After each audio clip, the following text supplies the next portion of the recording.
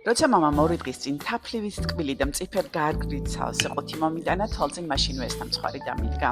გარგრის გემრიელი ნამცხვარი, რომელსაც შვეიცარიაში მამათა მონასტერში სტუმრად ყოფნის დროს ძალიან ხშირად ვამზადებდი ტრაპეზისთვის და განსაკუთრებული სტუმრებისთვის. ნამცხვარი ფხვიერი ცომის ბაზაზე მზადდება და ისეთი ფხვიერი ცომის რეცეპტს გაძლევთ, რომელსაც თავისუფლად გამოიყენებთ ტარტებში, ტარტალეტკებში თუ ნებისმიერ სხვა დესერტში.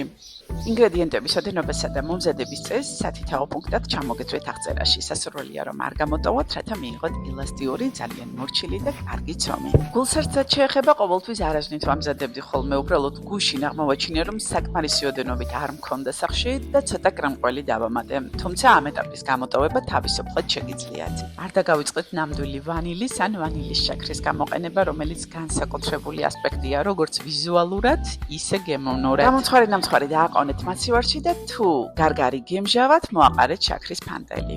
მიირთვით გემრიელად.